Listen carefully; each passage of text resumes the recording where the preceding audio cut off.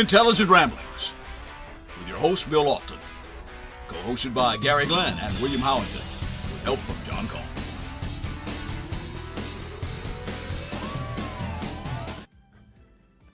Well, welcome back to Intelligent Ramblings. We have missed you, and we have been on vacation and 40 other things going on that we had to accomplish, and we just got tired of it for a while and said, hey, we're old, we can quit when we want to and start back when we want to.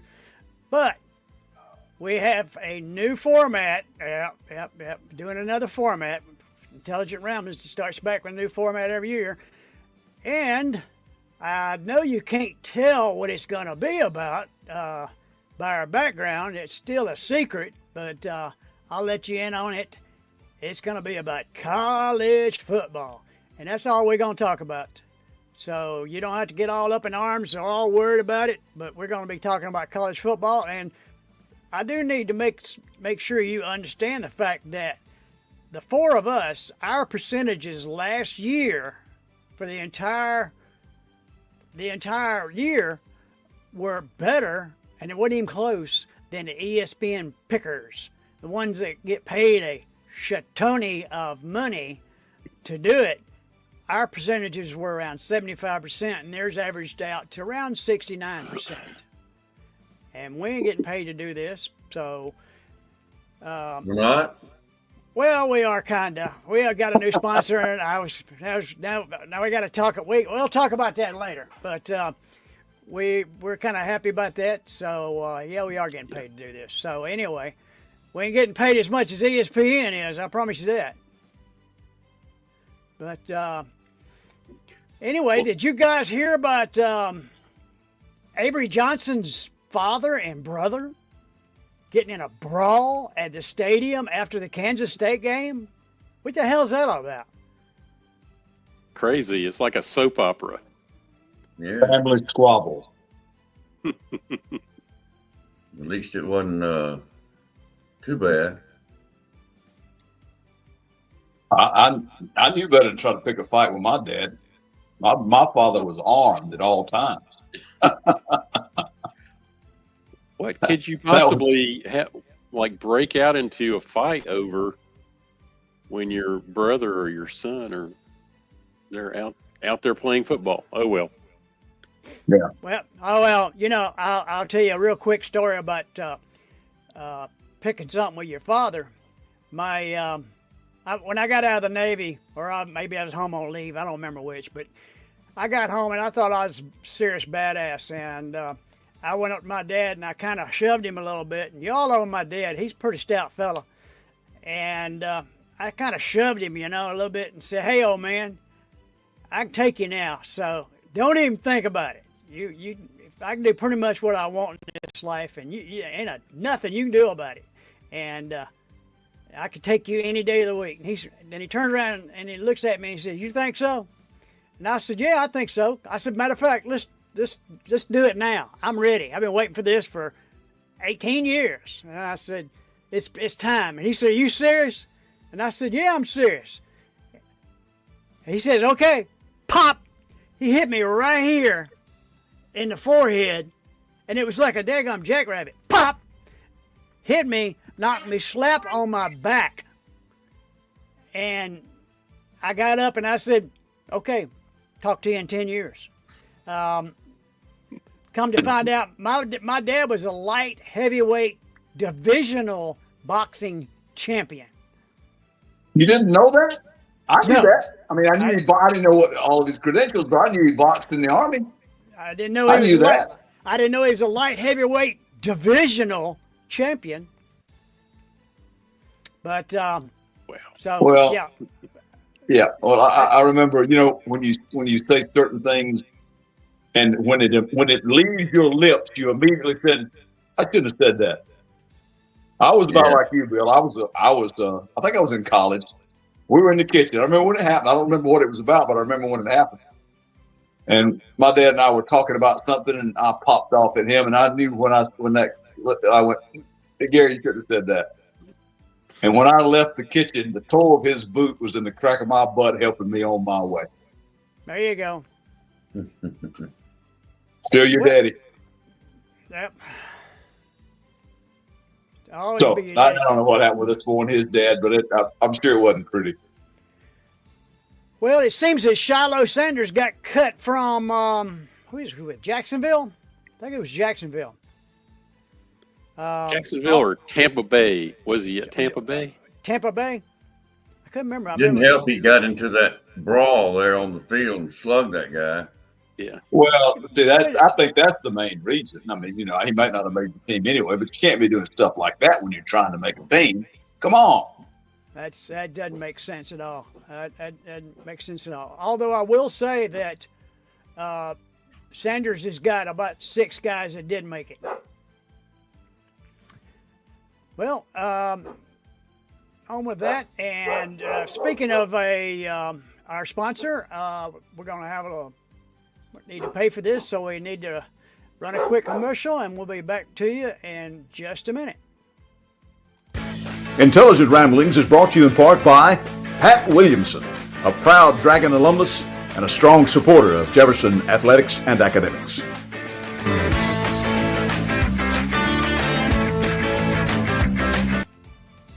Yeah, thanks, Pat. We appreciate Yeah. it. Thank you, Pat. Yes, we do. Here we are, Intelligent Ramblings College Football 2025. We will be doing a 12 teams we're picking this year. We moved the number up a little bit. And we will discuss previous week's games next week, obviously, because we hadn't had but a few. And with this new game format, it's, like I said, 12 games. Next week we'll talk about our picks. And then we will start showing our ongoing percentage for the season. And if you want to follow along with that and be part of it, make sure you keep up with your picks and let us know what you think. Let's Keep see. score at home. Keep score at home.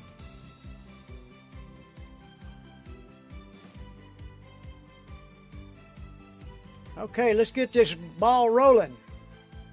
Auburn at Baylor. What's everybody's pick on that?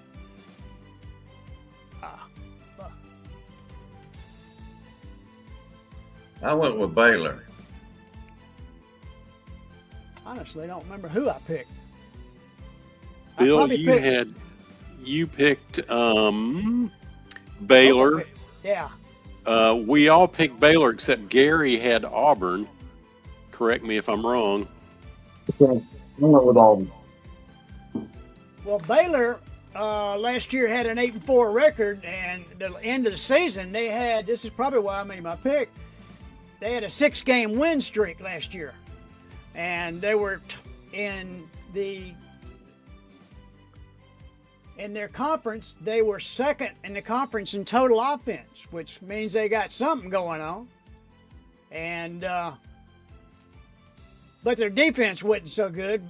They gave up 28 points per game, but got 2 linebackers in Porter, Travion Barnes, and Phoenix Jackson, who they're expected to make an immediate impact. With their leader on the defense, junior linebacker Keaton Thomas. But I think Dave Aranda has pretty much got this going on. And I think that Baylor looked really good at the end of the season. I think they'll look a lot better after they take on the Tigers from Auburn, who are, if Eddie Amin was the quarterback playing against Auburn, I'd wrap a damn towel around my head and stand on the sidelines and go, ah, la, la, la, la, la, la. I don't like Auburn. I really don't like Auburn. So I'd never pick them. Even if they were 10-0 playing in a 1-10 team, I wouldn't pick them.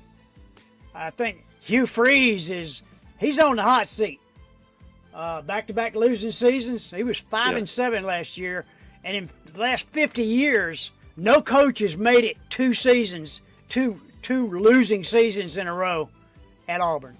So he's on his 3rd season. So if he doesn't come up with say a minimum 7-3 record,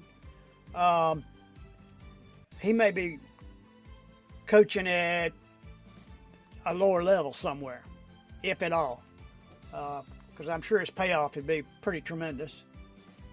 They did get transfer receiver Eric Singleton from Georgia Tech, although he's been limited by a thigh bruise, but expected to play Friday night's opener at Baylor. He's a rising junior that had back-to-back 700-yard seasons at Georgia Tech with 6 touchdowns. So he's a good receiver. That's one of their big ones, and they got a couple backs that are really strong. So they got like 5 strong backs. You know, Auburn, they're always going to have good running backs. And Jackson Arnold, a transfer from Oklahoma, started out at Oklahoma. When he came out of high school, he was a 5-star quarterback. And he had 4 starts last year for Oklahoma and got benched for a freshman.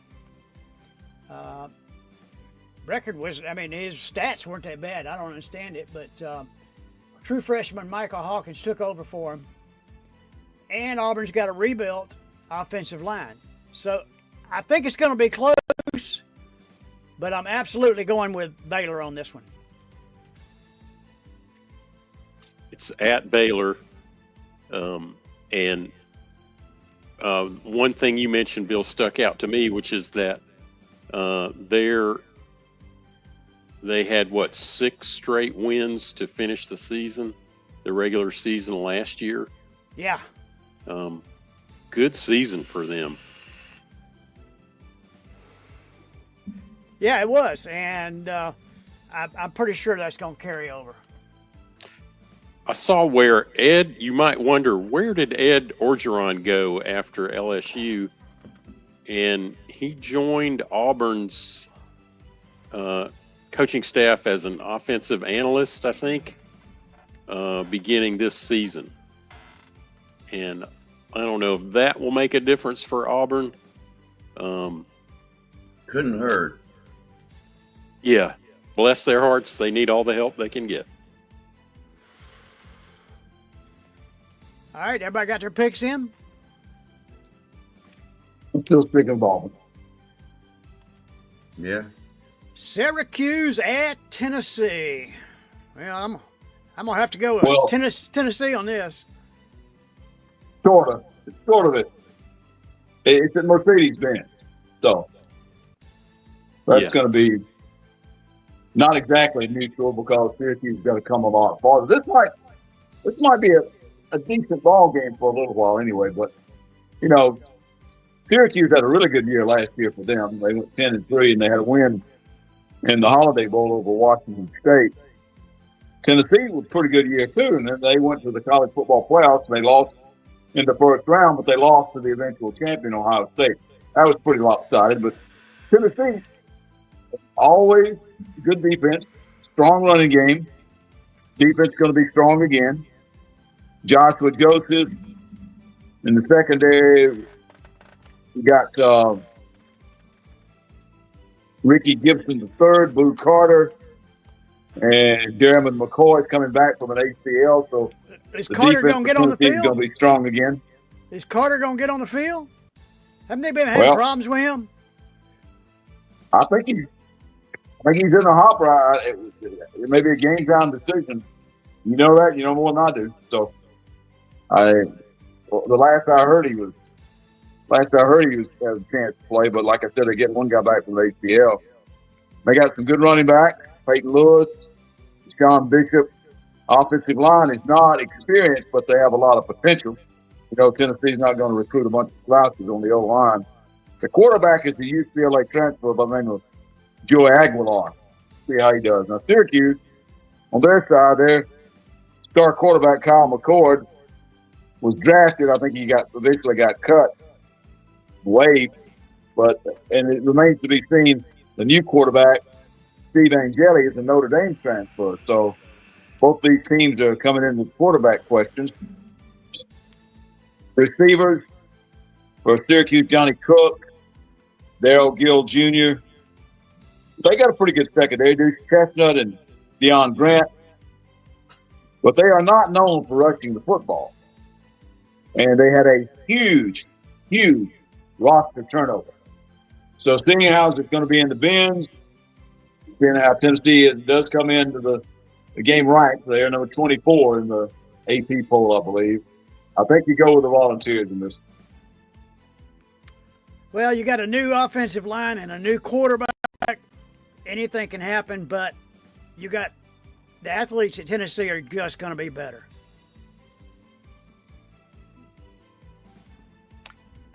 Well, I picked Syracuse, so hope that turns out to be true. Syracuse was pretty good last year, and I hope they're pretty good this year to beat Tennessee. I don't like Tennessee. I'm like Bill with Auburn. I don't like Tennessee. I understand that. Tennessee. I'm going to say Tennessee could struggle at the beginning because they went through some quarterback transfer business at the end of the year last year. So they're going to be like trying out their offense in real time. Well, I think we all got it. I think the rushing attack and the Tennessee defense is probably going to make the difference in this. Tennessee's got Thielander out of North Hall too, don't they? Out of Gainesville and North Hall. That linebacker, Jeremiah Thielander. Yeah. Well, that's one more reason we want to go for Tennessee. William, I believe you own your own, bud. All right. You're going to lose this one. Okay. Texas at Ohio State. Ohio State's real close to Auburn as far as me hating on them. Well, you got a bunch of people that have Texas ranked number 1, Ohio State number 2, but Ohio State is a slight favorite in this because they're going to be playing at Ohio State. You remember when they met in the Cotton Bowl back last year, and it was an Ohio State win in the college football playoff semifinals. And that series between Ohio State and Texas is now tied at 2-2. But they're both going to have new quarterbacks. Ohio State, as I said, a slight favorite, about 2.5 points if you go with the line. Texas is going to have a veteran coaching staff. They always have a good defense. And I think they've got a pretty good O-line, and they have a deeper roster. Steve Sarkisian for Tennessee and Ryan Day of Ohio State, 2 coaches that know what they're doing.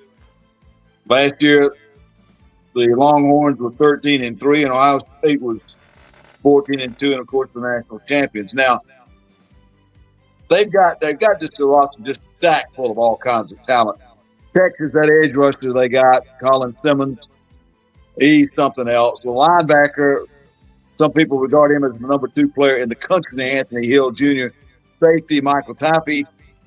But on the other side, you got Ohio State, and some people rank their wide receiver, Jeremiah Smith, as the number 1 player in the country, maybe one of the early Heisman favorites. Their safety, Caleb Downs, is really something. And they've got another preseason All-American in their tight end, Ohio State, and Max Clore. So it's a roster full of people, but you got Arch Manning, who played some last year, and he has got a pretty good head on his shoulders. Of course, he's got a strong pedigree. We know that his grandfather and both of his uncles played in the NFL, and Eli and Peyton both won Super Bowls. Now, how much they've had to do with him over the years, not a whole lot, but, they're his uncles, and so I'm sure he talked to them. But both these teams have got weapons everywhere. Quarterback for Ohio State is going to be a new guy, Julian Sayin, I think, finally won the quarterback derby up there. So he is the one that's probably going to get the start for Ohio State. Now, a lot of people are giving Ohio State, as I said, that 2.5 point age. But I'm thinking Tennessee's defense and the fact that they're just solid, acquitted themselves well in the SEC last year, although Georgia beat them twice. And they made the playoffs. So this is going to be a rematch from the semifinals from last year. I'm picking the Longhorns in this. That's my pick. No, I think I slipped up and picked Ohio State. I'm not sure. I picked Ohio State. I'm of the feeling that if you're the national champions, you need to be number one the next year until somebody beats you. Bill, I have you as picking Texas, and I picked Ohio State, primarily because it's at home, and we hear a lot about Arch Manning, but he is yet to start a game. I'm sure he will live up to his pedigree, but there you have it. Yeah, I wish I could post that picture, and I'll post it next week, of Arch Manning and what was his name, Embry, the other quarterback, sitting on the sidelines at near halftime, and when Georgia had just stomped all over them in the first half. You mean Quinn Ewers? Yeah, Quinn Ewers. And Manning sitting, it just told the story. They had never experienced anything, and neither one of them had ever experienced anything resembling what Georgia did to them the first half. And I think it was that first game. It was just, you got a year under your belt, and they did play some last year, so I think he'll be much more settled. And he played on big stages before. This is not going to be anything new to him. And I've heard it or read it somewhere that some people are saying this is Sarkisian's best Texas team that he's had. Well, if that's true, so they're going to make some noise this year. well, they are ranked They were number pretty one. good last year. Yeah, they're ranked number one for a reason. Well, until they get to Georgia. Yeah. Then they're going to get dusted at Sanford Stadium. Tickets are going for like $600-something for that game. Good gracious. I'll be watching it at the house. Matter of fact, I'll invite you three guys to come over and watch it at my house with me. Texas, Georgia. All right. Awesome. Ought to be a good game. I'm going to the Austin Peay game. Alabama at Florida State. Florida Shoes. I'm never going to let them live that down. I picked Alabama. I'm pretty sure of that fact. We all went with Alabama. Poor old Florida State. This is the way I looked at this game and the other two games that I was analyzing this week. Alabama. So what I was thinking about is it's early in the season. You don't really have a record to go on. So I picked categories like number of returning starters, coaching, if one team's offense has an edge over the other team's defense, if one team's defense has an edge over the other team's offense, and special teams. And Alabama's bringing back 14 guys from last year on both sides of the ball. And I think they're ranked 8 right now, and I think that is only gonna go up depending on the coaching part of it. I've got returning starters. Alabama wins that 14 to FSU's 6. Coaching I gave to Alabama, even though I think Mike Norvell's a good coach in a lot of ways. The poor old Seminoles are they're still hurting so much from last year. I can't see that they would stand a chance in this game. Offense I gave to Alabama, defense to Alabama, special teams to Alabama. It's just Alabama all over the board. All right. I picked Alabama. Yeah, I picked Alabama, and I don't even think it's going to be close. No. I think it's going to be a Bama blowout, pretty much. And FSU, you're right, John. They hadn't recovered yet, and it's going to take them. It may take them a couple of years more. And I don't know if Norvell will make it. Kind of hope he does. He's a pretty good coach. He seems to be a good guy in a really difficult spot. Yeah. But they are just not gonna. And it's at Florida State. their stadium. It's at home at Florida State, which is going to make zero difference. 0. So we're all in agreement, Alabama. That ain't close. Oh yeah. Utah at UCLA. I never have liked UCLA. I don't know why, but I don't. And I've always kind of liked Utah. And I think Utah is they're a tougher team. You think of Utah, you think of toughness. And they're Utah is definitely the one I'd be looking at. That's my pick. Well, Utah competes in the Big 12 under longtime coach Kyle Whittingham in his 21st year. That's something right there. Utes have won 28 conference championships over their history, and they won 711 games and only lost 476 with 31 ties. But they were 5-7 last year. Playing in that Big 12 made a difference. They'll have a retooled offense led by junior quarterback Devin Dampier and a new offensive coordinator. The defensive side of the ball will be their strength. UCLA, on the other hand, strangely competes in the Big 10. They had a 5-7 record, just like Utah, and they're led by second-year head coach Deshaun Foster. They also have a new offensive coordinator in Tino Sunseri. They were helped with the transfer portal. This transfer portal is something else. They got a quarterback, Nico Lamaleva, at the helm. And they got several transfers. While UCLA competes in the tougher conference, the Big 10, I'm picking the Utes in an upset. The game is at 11 o'clock Saturday night, so you may as well watch it. It's probably going to be the only thing on that time of night.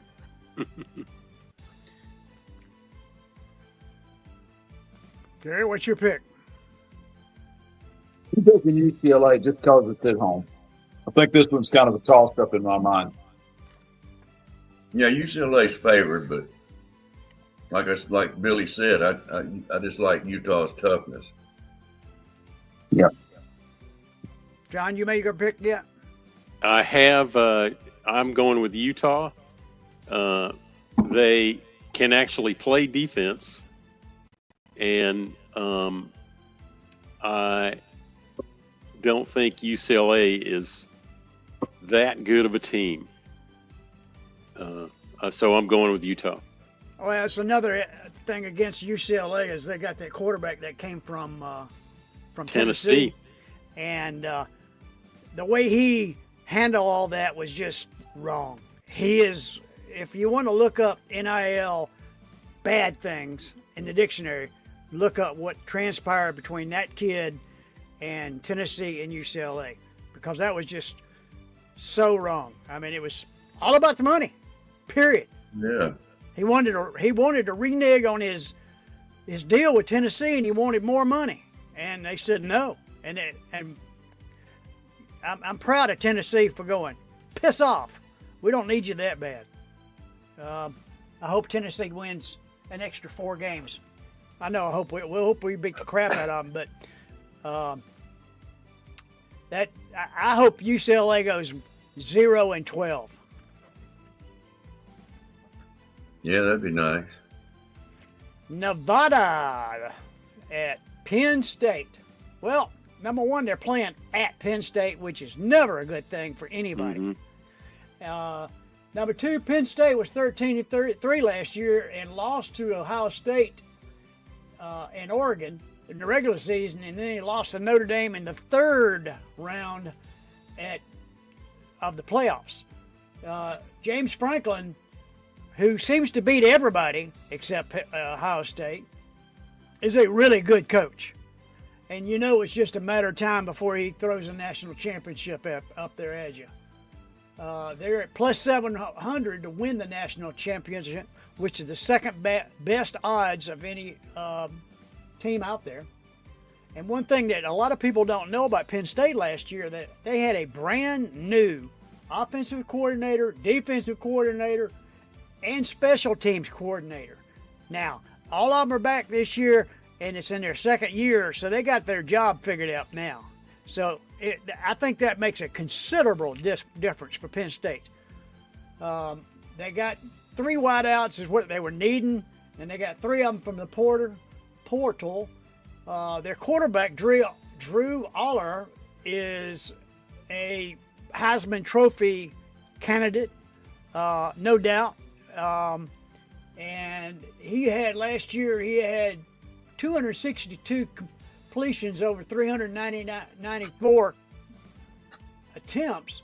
His completion record was 66.5 for 3,327 yards. That's a lot of throwing. That's a lot of practice getting ready for this year.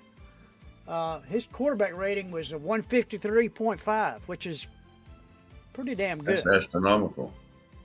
The running back's pretty good too, Bill. And the defense is always going to be good. They're ranked number 3 in the country, so. That will be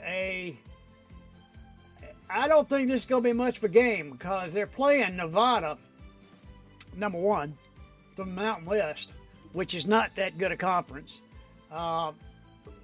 With their head coach, Jeff Choate, is only on his 2nd year. So he's still trying to figure things out. They were 3-10 last year, and they lost the last 6 games of 2024. They're a 44-point underdog. So what can you say other than good luck? And they're playing at Penn State, which is a sea of white and blue and a lot of noise. So these kids are going to something in a place they've never been in before. Eric Wagner is saying he's going with Penn as well. Okay, Eric. That would be Aaron. Keep up with your Aaron. Okay, Aaron. Aaron. I got a buddy named Eric. I was thinking about him earlier today. Anyway, Aaron, keep up with your picks, and maybe we'll have to have some kind of surprise for the person that has the best picks of the first half of the season. That's a good idea. Let's see. Nevada, Penn State. I'm picking Nevada. Penn State. See, my brain's dog. I think we all pick Penn State. I hope Yeah, we all picked Penn State, didn't we? We're in agreement. All right. Montana State at Oregon. Well. So Yeah, this we all is picked one Oregon, kind of. didn't we? Say again, William. I think we all picked Oregon, didn't we? Yes, we did. The Ducks are going to fly. Yes, they are. The Bobcats versus the Ducks at Oregon in their stadium. And they've got the edge everywhere, kind of like Alabama versus Florida State. Returning starters, coaching, offense, defense, special teams. It's Oregon all the way.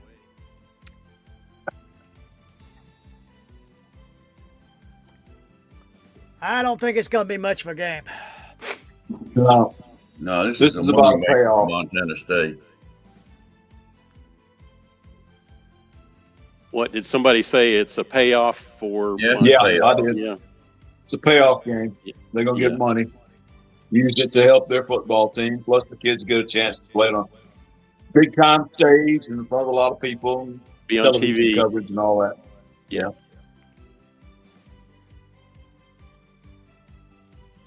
University of Texas, San Antonio at Texas A&M. So I went with the Aggies for this one, the Roadrunners versus the Aggies. Texas A&M is returning 15 people from both sides of the ball from last year, and once again, coaching, offense, defense, special teams. Texas A&M is literally in a different league than UT San Antonio. So this one will be, it's another payoff game, even though it's in state. I'm predicting kind of over by halftime. Well, I'm thinking, Texas San Antonio, they'll give them some. They'll stay with them for a little while. You're picking UTSA? No, I'm saying they'll stay with them a little while, Oh, like first quarter. they're not a bad football team. No, they're not. They have been the last few years. Pretty good team. Last year, I think they were ranked in the top 25 at one time. And so I think that they're just going to run out of athletes. The Texas A&M is an SEC team with everything that goes along with that, and they're able to handle the line. That's what it'll come down to, is Texas A&M be able to run over them. Yeah. Texas A&M got all that equipment from Acme to handle those road runners. God. and it's at Texas A&M with the 12th man. It's just hard to win in that environment. That place holds over 100,000. Yeah, it's going to be loud for them. Charleston Southern at Vanderbilt. A couple years ago, this might be a shootout. But with Vanderbilt's not resurgence, or surgence, because there ain't no re to it. 2 years ago they were terrible, in the last 30 years they're terrible. But they got this quarterback that makes a difference. So. Yeah, Charleston Southern, they compete in the FCS. They're not in the FBS or the college playoffs. They compete in their own playoff system. They play in the Big South, led by head coach Gabe Giardina. They finished 2024 with a losing record of 5-6. This is another one of those payoff games, moneymaker for them. And Vanderbilt, who always plays people tough, including in the SEC, they'll dominate the Buccaneers. Vanderbilt returns this season with a lot of hype. They've got returning quarterback, dynamic quarterback Diego Garcia, and tight end Eli Stowers. Head coach Clark Lee has done an amazing job in his fifth year, leading the Commodores in tough SEC with several key wins last year, including a win over number 1 Alabama for the first time in 40 years, a road win over ranked Kentucky, and a Birmingham Bowl win over Georgia Tech, 35-27. The Commodores had their first winning season in over a decade. With transfers in all areas, the Commodores may have their strongest team ever. Easy prediction here, Vanderbilt in a rout. This game is Saturday night at 7 p.m. Come on, Vandy on this one. Yeah, I'm going to stick with Vandy. It was Vandy across the board for us for this game. I should hope so. This LSU at Clemson. I think this is going to be a barn burner, but I do think that Clemson should be able to handle the other Tigers. There's a dispute now who came up with the Tigers first between the two, but I think Clemson will be able to handle them. I think Clemson's got the best team they've had in the last 5 years. They got a quarterback, Cade Klubnik, who is a Heisman hopeful. He's a pretty dead-gum good passer, and he's also can run. He had over 400, close to 500 yards rushing last year. So at any moment, he may take off on you. But he's got a good arm, not a great arm, but he's got a really good arm. And I think that's going to be enough because Clemson's got himself a new running back. They got desperate for a running back, and they decided to convert wide receiver Adam Randall to running back, and it's actually worked. And he is now their number 1 running back. They had a freshman coming in that was supposed to be phenomenal, but now they got this kid Adam Randall, that's going to be a major league running back. They're really, really high on him up at Clemson. And for Clemson, they've got 2 SEC games. Now, if they can take out LSU, then they got to deal with South Carolina, who's had a resurgence as of late due to the quarterback, once again, I think. And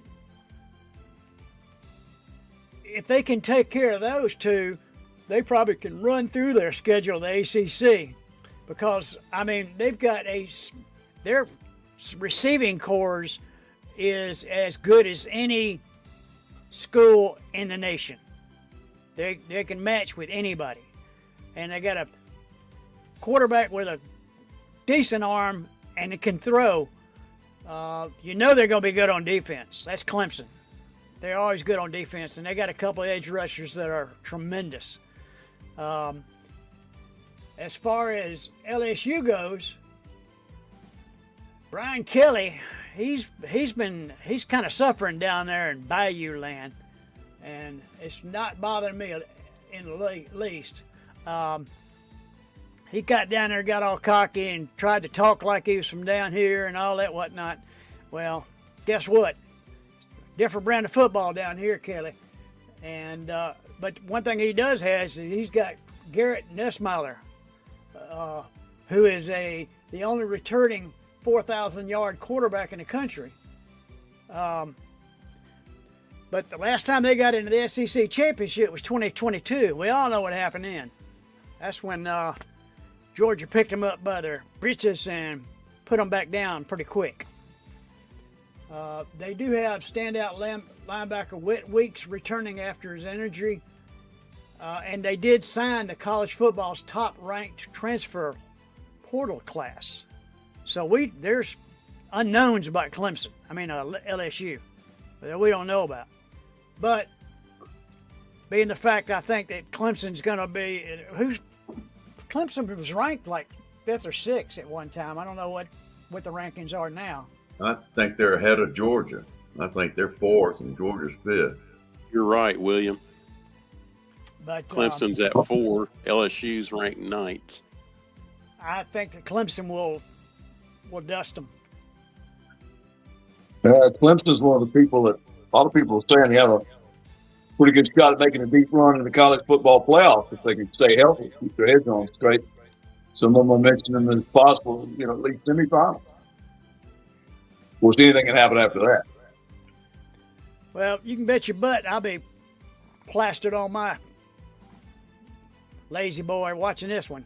I wouldn't miss this for anything. It's gonna be a barn burner. I think it'll be Clemson by 6. Oh, Aaron. I picked LSU like Aaron. Aaron, really? Oh, that's horrible. I just went with Everybody got their opinion, Bill. Well, I know. Opinions are like opinions. Anyway. Yeah. Yeah. Notre Dame at Miami. We'll get to see the debut of Miami's new quarterback. Who would that be? I don't remember his name, to tell you the truth. I just wipe them out. That's kind of things that I just wipe my memory clean of certain things, and it's easy because I don't remember shit anyway. So, well, that's former transfer Carson Beck, and he's going to lead Miami's offense. And he made a boatload of money going down there. But they play Notre Dame, which comes off a 14-2 record where they finished 2nd in the NCAA playoffs to Ohio State. This included wins over Georgia, Indiana, and Penn State in the playoffs. Marcus Freeman in his 4th year is the head coach, and pundits predict the Irish will be better in 2025. But that's hard to believe since they made it all the way to the championship game last year. They have plenty of returning players at the skill position and some highly skilled newcomers. They're still an independent, unlike Miami, which competes in the ACC with Clemson and FSU. Miami's strength lies in the lines. They picked number 8 in both offensive and defensive lines in the NCAA. Miami's coached by Mario Cristobal in his 4th year. They were 10-3 last year, which is a pretty good record. But I'm predicting Notre Dame in a close one, and that game is going to be Sunday, August 1st at 7:30 p.m., so it'll be about the only game to watch. And since when did college start playing on Sunday during the regular season? I can understand in the playoffs, but regular season Sunday games, I'm just not sure how that sits with me right now. But Sunday night at 7:30, Miami and Notre Dame at Miami, and I'm going with Notre Dame in the close one. I'm sure I picked Notre Dame. You did. Gary had Miami, and then the rest of us all had Notre Dame. Maybe you one up on me or two up on me, and I may be in. But I picked Miami. I think they're going to have a pretty good team this year, and I think they're playing pretty well at home as usual. And it is an unknown factor, but let's see how Carson Beck does down there. I think he got a lot of flack at Georgia for some things that might not have been his fault, but it was a pure money thing. I mean, in fact, he was going pro. Remember? Then Miami said, "Well, we'll just give you a bunch of money to come down here. This is a sure thing." Whereas if you get drafted, that is an unsure thing.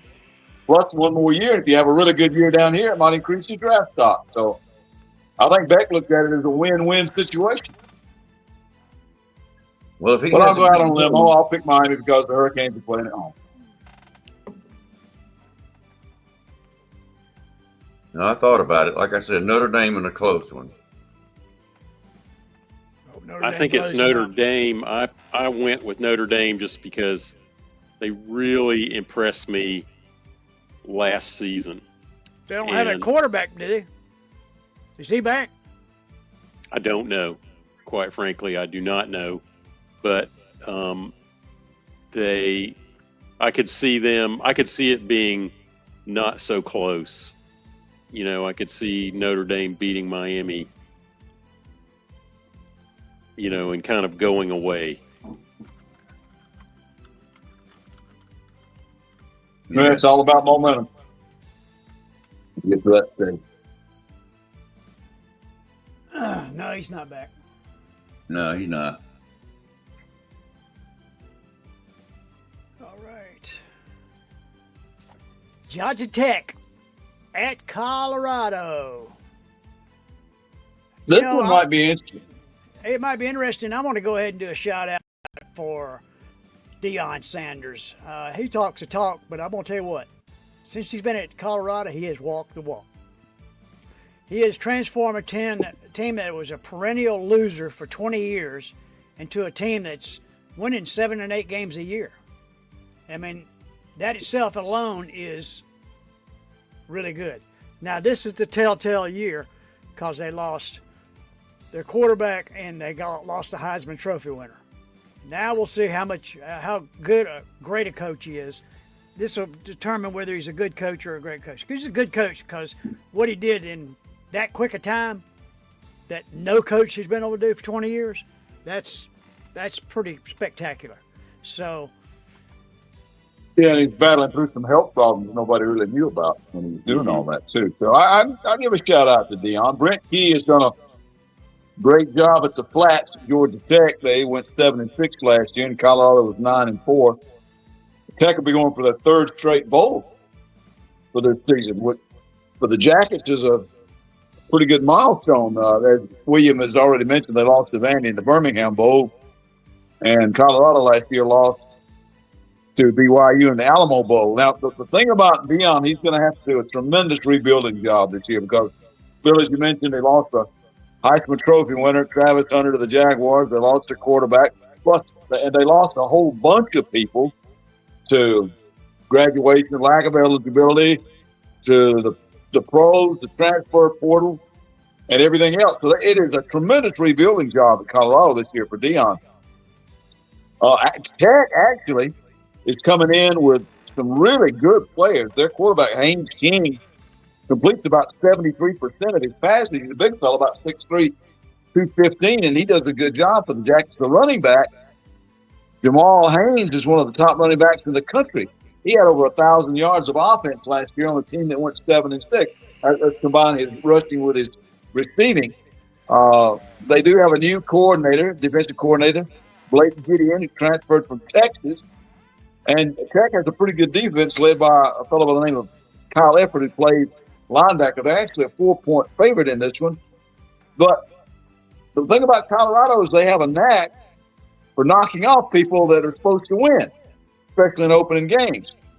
But I think the defense is going to be the key for both sides here.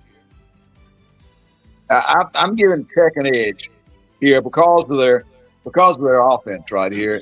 I think they may have a little bit too much for a rebuilt Colorado defense to handle going down the road, going down the stretch. Deion's got some people: Cash Cleveland, Jordan Seaton, Kareem Harden on the O-line, and Samuel Okonola and DJ McKinney, Preston Hodge on the defense. He does have some weapons back, but he's got a lot of holes to fill.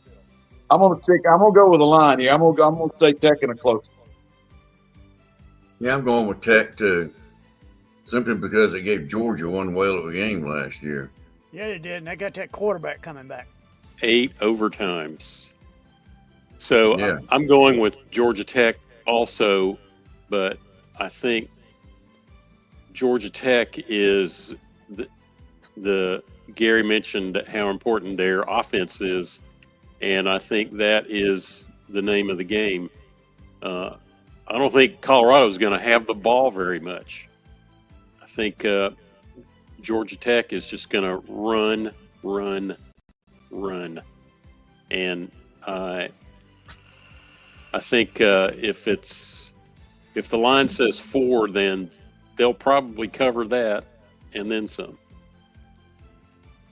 So all Farmers going Tech. Okay. Looks think like so. it. Yeah.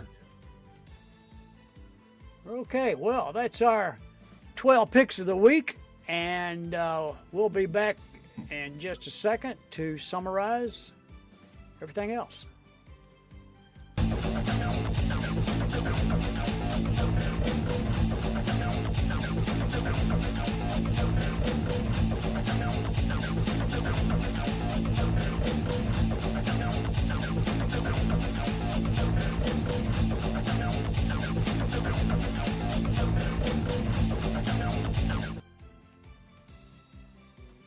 Hey, look at there, we're back. Oh, Yes. right. You can see us once again. Well, I think we got a weekend worth of football coming up, and I don't know about anybody else, but I plan on planting myself in my lazy boy at about 11 o'clock on Saturday morning and not moving until after the UCLA game is over.